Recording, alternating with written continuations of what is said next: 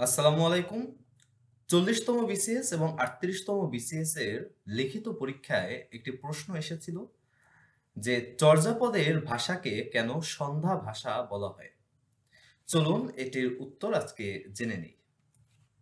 সন্ধ্যা ভাষার আভিধানিক অর্থ সাংকেতিক ভাষা। চর্যাপদের আবিষ্কারক হরপ্রসাদ শাস্ত্রী এর ভাষাকে সন্ধ্যা ভাষা নামে আখ্যায়িত করেছে। তার মতে সন্ধ্যা ভাষা মানে আলো আঁধারির ভাষা। কতক আলো কতক অন্ধকার, খানিক বুঝা যায় খানিক বুঝা যায় না।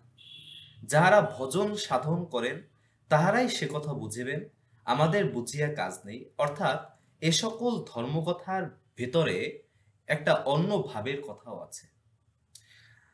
অর্থাৎ হরপ্রসাদ শাস্ত্রীর মতে সন্ধ্যা ভাষা এক ধরনের অস্পষ্ট ভাষা। অস্পষ্ট ভাষা এই কারণে বলা হয় যে এই ভাষার শব্দগুলো বাহ্যিক অর্থ একরকমের হয় আর ভিতরগত অর্থ আরেক রকমের হয়ে থাকে।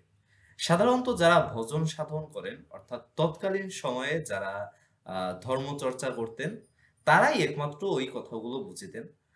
সাধারণ মানুষজন সাধারণত সেই কথা বুঝতেন না। আর এই ভাষাগুলো হচ্ছে আধারি ভাষা বলা হয়। মানে আধারি ভাষার মতো, অর্থাৎ কিছু, কিছু অংশ বুঝা যায়, কিছু অংশ বুঝা যায় না। তো ডক্টর সুকুমার সেন বলেন, সন্ধ্যা ভাষার শব্দের বাহ্যিক অর্থ এক, আর ভেতরের অর্থ সম্পূর্ণ অন্য। অর্থাৎ আপনি যেটা পড়বেন ওখানে, মানে শ্লোকগুলো বা লাইনগুলো বা শব্দগুলো আপনি যেভাবে পড়বেন, আপনি পড়ে যেটা বুঝতে পারবেন, এটার অন্তর্গত অর্থ সম্পূর্ণ ভিন্ন হয়ে থাকে। যেমন আপনারা একটা শ্লোক খুব সম্ভবত শুনেছেন যে আম কা আ তরুবর পঞ্চবী ডাল চঞ্চল এ পৈঠা কাল। তো এইখানে এক্স্যাক্টলি একটা গাছের বর্ণনা দেওয়া হয়েছে, একটা বৃক্ষের বর্ণনা। এখানে ৫টি ডাল থাকে, হ্যাঁ? তো এইটা এক্স্যাক্টলি আপনি যদি পড়েন তাহলে বুঝতে পারবেন যে এখানে এক্স্যাক্টলি ওই গাছের কথাটাই বলা হয়েছে বা বৃক্ষের কথাটাই বলা হয়েছে। কিন্তু এর অন্তর্গত অর্থ এভাবে ছিল যে মানুষের যে শরীর, এটিকে মানে চর্যাপদে একটা বৃক্ষের সাথে তুলনা করা হয়েছে এবং এই বৃক্ষে ৫টি ডাল রয়েছে। এই যে আ কা আ তরুবর, হ্যাঁ? পঞ্চবী ডাল। তো ৫টি ডাল রয়েছে। তো এভাবে আরকি আ ব্যাপারগুলো রূপক অর্থে ব্যবহার হয়ে থাকে। তো চর্যাপদ মূলত হচ্ছে ধর্মচর্চার প্রকাশ। এটি বৌদ্ধ সহজিয়াদের সাধন সঙ্গীত।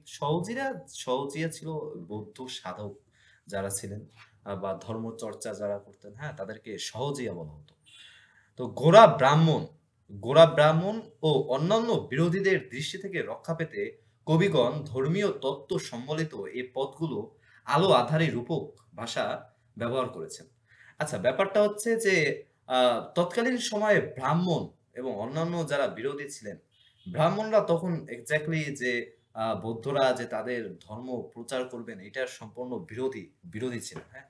তো তখন এই যে গোঁড়া ব্রাহ্মণ এবং অন্যান্য বিরোধীদের দৃষ্টি থেকে এই, এই শ্লোকগুলো রক্ষা করতে কবিগণ এগুলো মানে আ আধারী রূপক ভাষা, মানে মেইনলি হচ্ছে রূপক ভাষা ব্যবহার করতেন। ফলে এর অর্থ হয়ে পড়ে দুর্বোধ্য। কিছু অংশ বুঝা যায়, কিছু অংশ আ এখানে কিছু অংশ যায় না।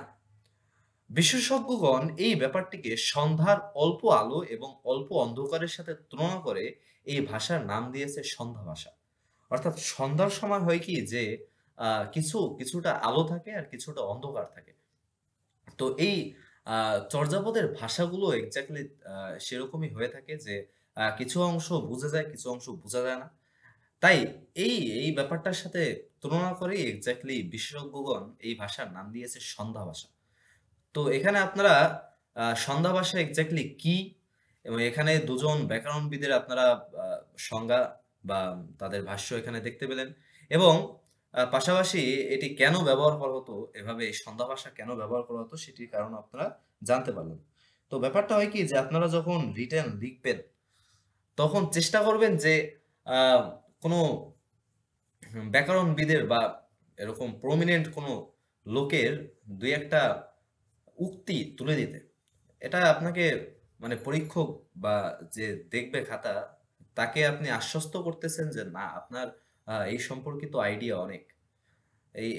এই ব্যাপারগুলো হয় কি যে খাতার মাধ্যমে আপনি এক্স্যাক্টলি আপনার জ্ঞানটা ফুটিয়ে তুলতেছেন, তাই চেষ্টা করবেন যতটা পরিমাণ ইনফরমেশন দেওয়ার জন্য। যতটা ইনফরমেশন দিবেন আপনি ততটাই মার্কস পাবেন।